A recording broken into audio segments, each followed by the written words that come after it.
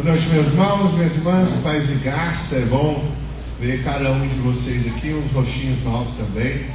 Antes da gente, já vai abrindo sua Bíblia lá em Mateus, capítulo 15. Mas enquanto você vai abrindo, eu vou fazer uma explicação de algo novo que a gente tem na igreja. Mateus, capítulo 15, verso 29. Para você que é pai de filhos mais novos, a gente tem as mesinhas das crianças e as crianças fazem os desenhos baseado no texto bíblico, né, que a gente prega domingo à noite. E nesse objetivo, para você, como pai, pegar suas crianças durante a semana e explicar isso para ele. Você que tem filhos mais velhos, já em idade de leitura e escrita, a gente montou um outro material. Esse material ele é padrão todos os domingos, certo? Ele é um material para o seu filho que já lê e escreve. Então, como ele vai ter que sentar do seu lado durante a pregação mesmo, você vai usar para ensinar ele desde agora, da idade, a prestar atenção na pregação. E essa bolinha aqui é bem simples. A pergunta é: qual é o livro que está sendo pregado? O que ele aprendeu na pregação de hoje? O que você deve crer a respeito de Deus na pregação? O que Deus quer que você faça? Palavras que você não entendeu e uma representação de que seria um desenho sobre a pregação. Então, se o seu filho já é na idade aí um pouquinho mais avançada, um adolescente, um jovem, isso aqui é um exercício você anotar o sermão, certo? E se você é velho também e quer começar a prestar atenção no sermão da forma certa, então você pega, tira as xerox, que esse aqui é guardação para as crianças, tá? Mas aí você pega, tira as xerox e começa a fazer as anotações a respeito do texto bíblico aí. Tá bom? Vamos lá. Mateus capítulo 15, verso 29 até o verso 39. Escute com fé a leitura da palavra de Deus. Partindo Jesus dali, foi para junto do mar da Galileia, e subindo ao monte, assentou-se ali. E vieram a ele muitas multidões, trazendo consigo coxos, aleijados, cegos, mudos, e outros muitos, e os largaram junto aos pés de Jesus, e ele os curou. De modo que o povo se maravilhou ao ver que os mudos falavam, os aleijados recobravam a saúde, os coxos andavam e os cegos vinham. E então glorificavam ao Deus de Israel. E chamando Jesus, seus discípulos, disse: tenha compaixão dessa gente, porque há 3 dias permanece comigo, e não tenho o que comer, e não quero despedi-la em jejum, para que não desfaleça pelo caminho. Mas os discípulos disseram: onde haverá nesse deserto tantos pães para fartar tão grande multidão? Perguntou-lhe Jesus: quantos pães tens? Responderam: 7 e alguns peixinhos. Então, tendo mandado o povo assentar-se no chão, tomou os 7 pães e os peixes, e dando graças partiu e deu aos discípulos, e estes ao povo. Todos comeram, se fartaram, e do que sobejou recolheram 7 cestos cheios. Ora, os que comeram eram 4.000 homens, além de mulheres e crianças. E tendo despedido as multidões, entrou Jesus no barco e foi para o território de Magadã. Só até. Bom, a gente tem caminhado dentro do livro de Mateus, e você tem visto que Mateus tem tratado sempre de 2 grandes assuntos no seu livro.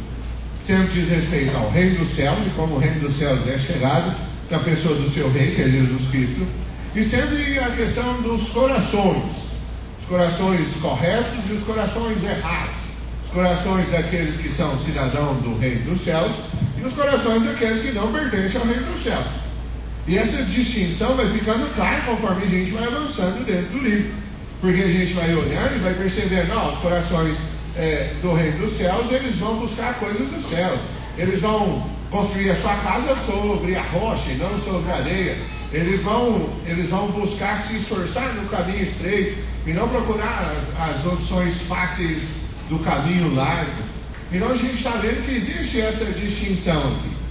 E se você vem acompanhando, você percebe que um desses que tem corações diferentes são os fariseus. Eles são aqueles que estão em todos os momentos questionando Jesus a respeito das coisas. E a gente percebe que esses fariseus, eles não estão muito importando com um pouco. Eles querem dar um jeito de tirar esse Jesus e calar esse Jesus. E para isso eles começam a questionar Jesus, se era lícito curar no sábado, se era lícito colher espigas no dia de sábado, se era lícito fazer o que Jesus estava fazendo. E eles começam a questionar Jesus e criar conflitos com Jesus a respeito disso. E aí a gente vê, por um outro lado, pessoas que não são da religião, como os fariseus e saduceus, mas que o coração delas é voltado para adorar a Cristo. Domingo passado a gente viu sobre uma mulher cananeia que chega aos pés de Jesus adorando Jesus. E fala, ó, Senhor, filho de Davi, e reconhece a divindade de Cristo, o reinado de Cristo, coisa que os fariseus, que eram os estudados da palavra, não faziam. Mas essa mulher que vem de fora reconhece em Cristo isso. E aí a gente viu que nesse momento o que Cristo faz é ficar em silêncio e não responder. E aí fica aquela coisa, problema, silêncio. E ela, olha, tira o demônio da minha filha está endemoniada, Jesus precisa de ajuda. E Jesus fala, eu vim para o povo perdido de Israel. Eu não posso tirar o pão dos filhos e dar aos cachorrinhos. E a gente vê que essa mulher batalha ali em fé. E fala, ó, mas até as migalhas que caem da graça da mesa do Senhor podem fazer diferença na vida dos cachorrinhos. Então Jesus despede aquela mulher com um elogio, falando, olha filha, a tua fé é extremamente grande. O seu coração está no coração certo, de adorar o verdadeiro rei. Ao contrário dos fariseus que estavam questionando pouco tempo atrás. Então a gente tem esses questionamentos a respeito dos corações. E como esse reino dos céus é chegado através do seu rei, que é Cristo Jesus. E vai mostrando para nós como os nossos corações são pecaminosos. E aí, olhando para o nosso texto hoje, a gente vai aprender 3 ensinamentos aqui. O primeiro deles é que Cristo se importa com as suas ovelhas. O segundo é que Cristo supre as suas ovelhas. E o terceiro é que Cristo guia as suas ovelhas. E por isso ele é o bom pastor. E é o hino que nós cantamos, o hino sobre o bom pastor. Hoje nós vamos aprender esses 3 ensinamentos no final desse capítulo 15 de Mateus. As primeiras coisas que você olha está no verso 29 até o verso número 31. Olha aí no seu texto comigo. Ele diz assim, ó: partindo Jesus dali, foi para junto do mar da Galileia, subindo ao monte, assentou-se. E então vieram a ele com multidões, muitas multidões, trazendo então todo tipo de gente estragada, coxos, aleijados, cegos, mudos e muitos outros, e largam eles aos pés de Jesus, e ele os cura. Todos aqueles que não tinham solução médica da época, todos aqueles que estavam sem esperança e perdidos, são depositados aos pés de Cristo. Todos. E uma das coisas que a gente percebe é que ele cura todos aqueles que são colocados. E aí, por isso, no verso 31, ele diz assim, ó, o povo fica maravilhado, porque aqueles que eram mudos começaram a falar, aqueles que eram aleijados começaram a andar, aqueles que eram surdos começaram a ouvir, aqueles que eram cegos começaram a enxergar. Tamanho o poder desse rei que chegou no seu reino. A gente olha e percebe claramente que esse aqui, ó, é um pastor que se importa com as suas ovelhas. Ele sabe da dificuldade que você está enfrentando e sabe, por mais que essa dificuldade seja impossível de ser solucionada aos olhos humanos, para Deus essa é a parte fácil. Aos olhos humanos são barreiras intransponíveis. Vamos fazer metáforas bíblicas. Aos olhos humanos você tem que enfrentar Golias, e aos olhos humanos você não vai conseguir enfrentar Golias, porque Golias é um tanque de guerra, é um cara com 3 metros de altura, potência de matar da época. E você é você. Bom, você é você. A habilidade de matar nem é barata se não tiver um baigão. Tá vendo? E você vai enfrentar um Golias. É o que Golias fez no exército de Israel. Eu falei, eu como pessoas como vocês no café da manhã. Não tem homem suficiente aí nesse exército para me enfrentar. E aí? Estamos perdidos. Vamos morrer. Salve-se quem puder. Cada um para si. Davi enfrenta Golias no poder do Senhor dos Exércitos. E no poder do Senhor dos Exércitos, as barreiras intransponíveis e impossíveis, elas são nada. Elas são facilmente passadas.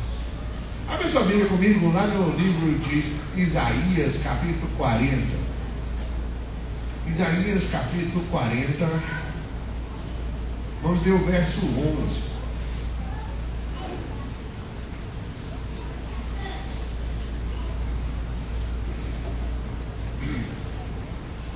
Isaías, capítulo 40,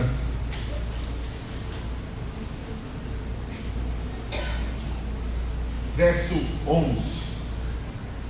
Olha o que diz sobre o bom pastor. Ele diz assim, Isaías 40, 11: como o pastor apacentará o seu rebanho, entre os seus braços recolherá os cordeirinhos e os levará no seio, e as que amamentam ele guiará mansamente. E sabe, se você fica aí no seu texto ainda de Isaías, para você perceber uma outra coisa, ele falando, o pastor vai cuidar de você tenramente, vai pôr você no colo, vai cuidar de você como você deve ser cuidado. E por mais que as coisas pareçam ser impossíveis, olha no verso número 12 de Isaías 40. Por que ele consegue cuidar das suas ovelhas tão bem? Isaías 40, 12 diz assim, quem na concha de sua mão mediu as águas e tomou a medida dos céus a palmos? Quem recolheu na terça parte de um éfa o pó da terra e pesou os montes em romana e os outeiros em balanças de precisão? Você entendeu aqui o tamanho do poder de Deus? Está falando assim, sabe o oceano? Você que sai daqui e vai viajar lá para o litoral para ver o mar. Ele está perguntando assim, quer saber o tamanho desse Deus? Ele pegou toda a água do mar em conchinhas para encher o mar. É muita água. Muita água. Ele falando assim, sabe o pó da terra? Pega o deserto. Quanta areia tem no deserto? Muito. Como é que você sabe a quantidade do tamanho do céu? Hoje a gente sabe por contas matemáticas, você faz lá raio, pi ao quadrado, que é essa coisa errada na matemática, eu não sei. Mas fala assim, Deus é tão poderoso que mede nos paus, para mostrar o quanto a gente é pequeno, para mostrar o quanto a gente acha que os nossos problemas são grandes, quando na verdade não são. Abra sua Bíblia lá em Hebreus capítulo 13. Hebreus capítulo 13, verso 20. Hebreus capítulo 13, verso 20 e 21.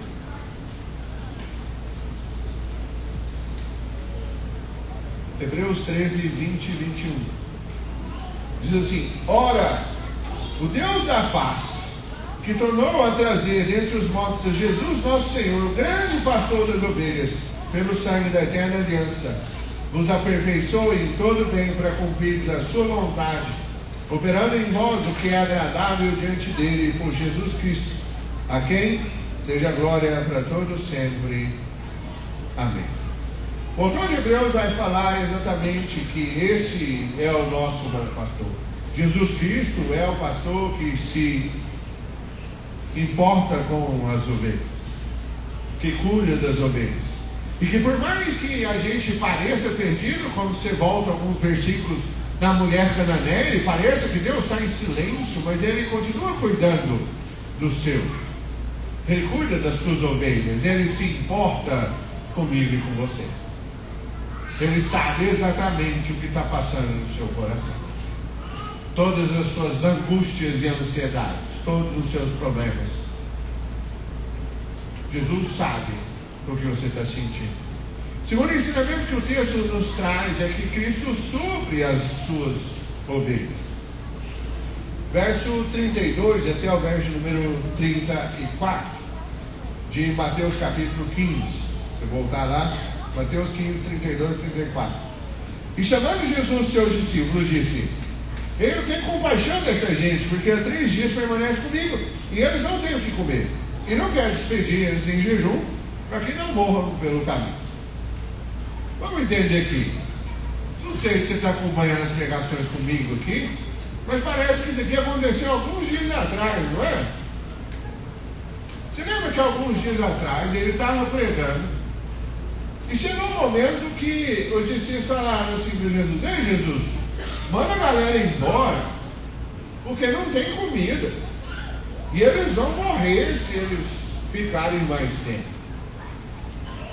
E Jesus na hora fala assim: vocês mesmos deem de comer para eles. E a grande questão é que os discípulos falam assim: tem um probleminha, não sei se você viu, é muita gente. No primeiro texto eram 5.000 homens, mais mulheres e crianças. E aí a gente fez uma conta básica aqui no dia, de que se nós dessemos 2 pães para cada um, precisariam de 10.000 pães, só para os homens, sem contar mulheres e crianças. Até falei só, não sei, mas acho que na própria Barra a gente não consiga produzir 10.000 pães assim, de supetão, com toda a tecnologia que a gente tem hoje, com fermentalhada química, fornos potentes e coisas do gênero, maceiras que batem a massa lá, o tomate. Agora você imagina lá naquela época. Aí agora parece que se repete a mesma coisa, só que agora tem um agravante aqui, porque olha só, eles estão há 3 dias com Jesus. E a ideia aqui parece que, eu entendo, de que nos 3 primeiros dias a galera já foi preparada dessa vez. Levou uma comidinha, por isso eles aguentaram 3 dias. Mas agora parece que essa comida se extinguiu também. Então, Jesus fala assim: a gente precisa alimentar essa galera. E a pergunta é: como é que isso vai acontecer? Como isso procede? Os próprios discípulos perguntam isso no verso 33, falando assim: onde tem no deserto pães para essa multidão? Gente, pensa comigo aqui. Você, como discípulo de Jesus, você está aqui, Imagina você aqui, estava lá com Jesus, lá no deserto, comeu o pão lá com o peixe lá. Até brinquei, né, que era o McFish, né, pão com peixe. Então, o primeiro McDonald's na época. Comeu lá o pão com peixe lá, beleza. Sobrou pão, sobrou peixe lá nos cestos, tá tranquilo. Aí caminhou um pouquinho, Jesus curando pessoa, brigando com o fariseu lá. Chegou aqui, passou pouco tempo, e você está com o mesmo evento. Aí Jesus fala assim: o povo está com fome, tem que dar comida para eles, dá pão. Você, como um bom discípulo de Cristo, você lembrou que poucos dias atrás Cristo tinha multiplicado pães e peixe? Lembrou? Provavelmente não. Por isso que os discípulos, no verso 33, falam assim: quando é que a gente vai comprar pão? Se a gente tivesse lembrado, você ia falar assim: Ei Jesus, você multiplicou o pão da outra vez? Multiplica dessa aqui também. Eles não pensaram nisso. E aí por isso Jesus pergunta então de novo, verso 34, quantos pães vocês têm? 7 pães e alguns peixes. Você deveria ter lembrado que Jesus provê as necessidades nossas. Quando você passa por dificuldades, você tem que entender que Jesus provê as nossas necessidades. O próprio Salmo 23, lá no verso 1, quando fala que o Senhor é o meu pastor, e você não vai sentir falta de nada nesse mundo, porque o pastor está com você, e Ele é o bom pastor, e o bom pastor se importa com as ovelhas, e se Ele se importa com as ovelhas e cuida delas no seu colo, Ele não vai deixar as suas ovelhas passarem por dificuldades, Ele vai cuidar das suas necessidades. A grande questão, como a gente tem estudado inclusive na EBD aqui, é porque a gente não quer que Deus supra as nossas necessidades. A gente quer que Deus cumpra os nossos desejos. A gente quer obrigar Deus a fazer as coisas da forma que a gente quer que Ele faça. A gente é aquele que fala assim, ei Deus, desce daí que você não sabe absolutamente nada do que você está fazendo. Deixa aqui, eu tomo conta da minha vida. E aí quando a gente toma conta da vida, é exatamente aí que dá ruim, que dá o perdido, que dá tudo errado. Foi assim com Adão, e assim com todos os homens que resolvem tomar conta da sua própria vida. O que Cristo está falando aqui, Ele supre as nossas necessidades. O que Mateus está tentando ensinar para a gente é: acalma o seu coração, que esse rei está no controle do reino dele. Por isso, lá em Mateus capítulo 6, ele estava falando disso. Não andeis ansiosos por coisa alguma, com o que você vai comer, com o que você vai vestir. Aí ele fala, eu supro os pardaizinhos, os pássaros. E pássaro não serve para nada ali, e todos os dias os pássaros estão comendo. Eu cuido da plantinha, da florzinha que está lá. E aí uma pessoa, por um ato de amor, a outra vai lá e arranca aquela planta para dar, e mata a planta. E se Deus cuida dessas coisas, que são coisas pequenas, Ele não vai cuidar de mim, de você, que somos criação dele? Não vai suprir as nossas necessidades? Ele é o nosso bom pastor, que cuida de cada um de nós. O terceiro ensinamento que o texto nos traz é que Cristo guia as suas ovelhas. Ele não apenas se importa comigo e com você, Ele não apenas supre as nossas necessidades e cuida de nós, mas Ele ainda guia eu e você. E como Ele guia? Sendo o único caminho. Ele é o único caminho, Ele é a única direção. Por isso que os textos, gente, falam para vocês têm que ler a Bíblia. Os textos da Escritura, eles se encaixam como uma linda engrenagem. Só que você só vai perceber isso a partir do momento que você vai ler a Bíblia. Então, quando Jesus fala em João 14 que Ele é o caminho e a verdade e a vida, Ele está falando que o princípio da sua vida, o caminho, a direção é Ele. O meio da sua vida é Ele. E o propósito final da sua vida é Ele também. Então é aquela ideia de você pegar na areia e tem marcas de pegadas assim, e você tem que pisar exatamente nas mesmas pegadas. O que você tem que fazer? Só pisar nas mesmas pegadas. Só seguir os passos. Só seguir o que a Escritura manda você fazer. Só andar de acordo com o que a palavra manda. Jesus está guiando você todos os dias, falando o que você tem que fazer. Ele fala: ama o próximo, ama a Deus, ame os meus caminhos, ser perfeito, ser santo, viva uma vida de santidade, de santificação, guarda os mandamentos, teme ao Senhor. E vez após vez, você vai ler na Bíblia e você lê isso. A questão é que eu e você não fazemos isso. A gente tende a se desviar do bom pastor. Mas o bom pastor cuida das suas ovelhas e guia as suas ovelhas. Abre sua Bíblia em João capítulo 10.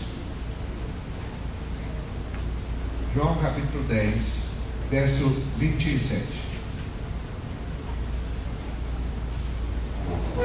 João capítulo 10, verso 27.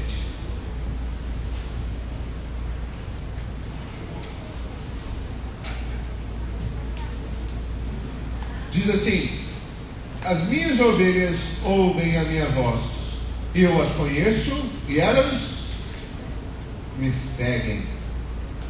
Se você é ovelha de Cristo, você escuta a voz dele e segue ele.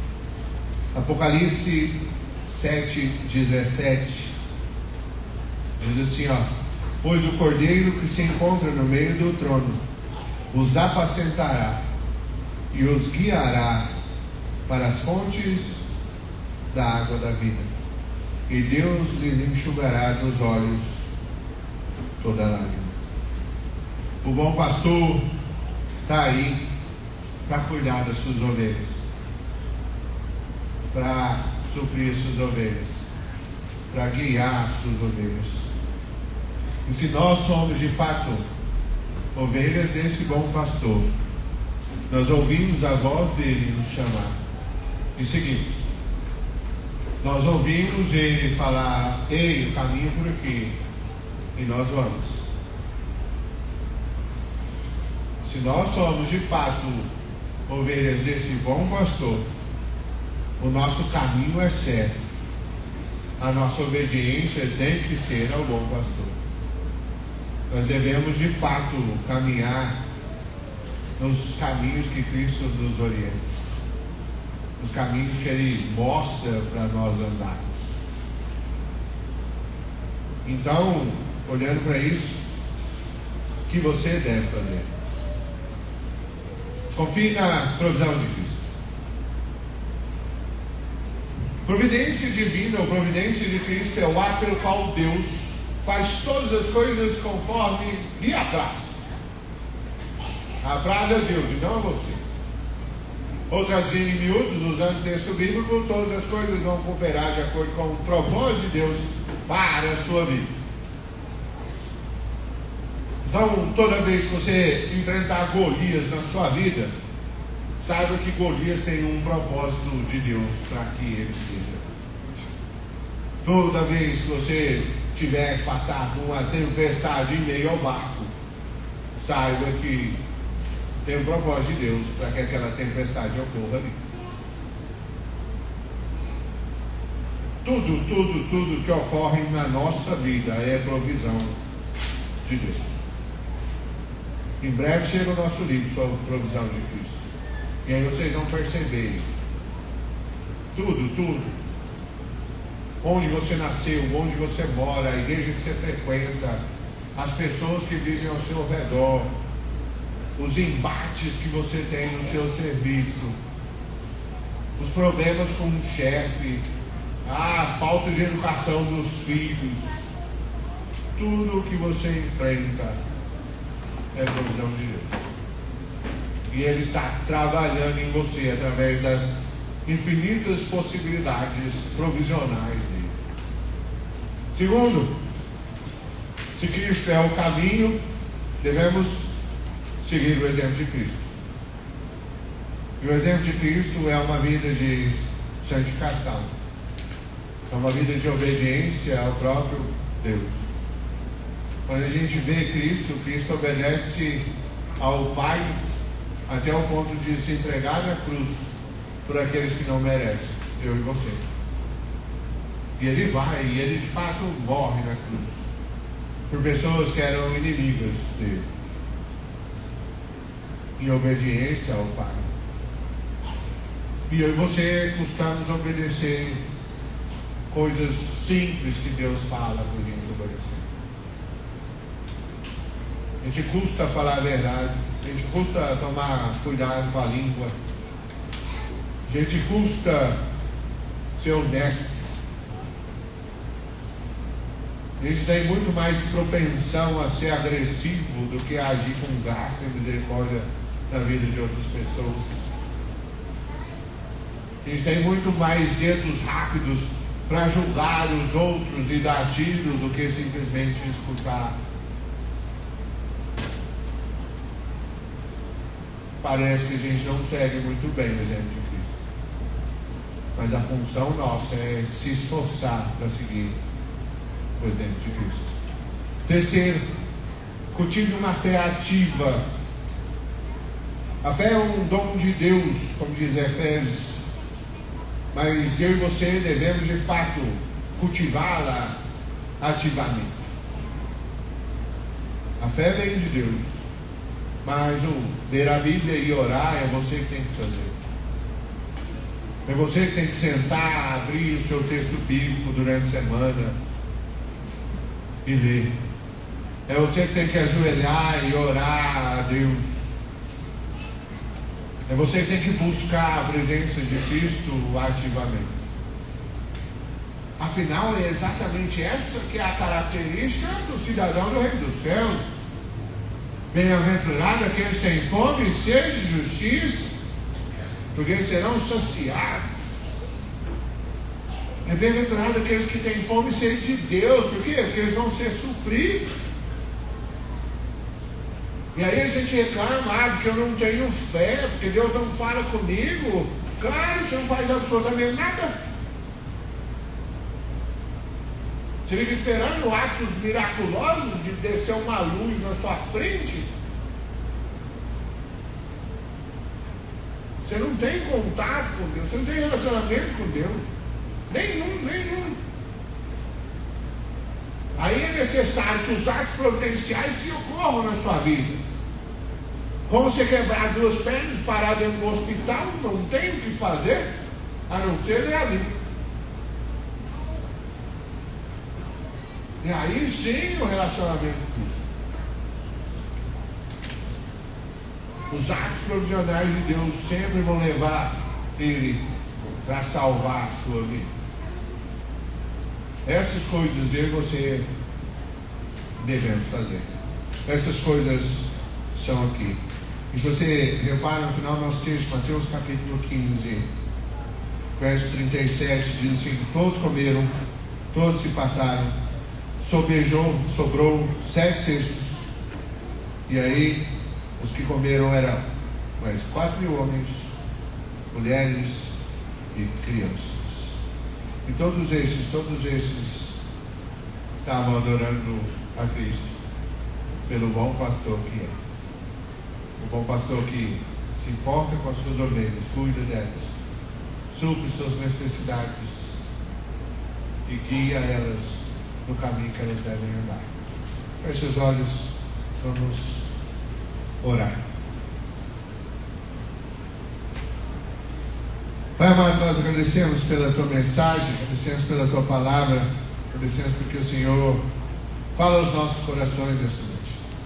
Agradecemos porque o Senhor cuida de nós como um bom pastor.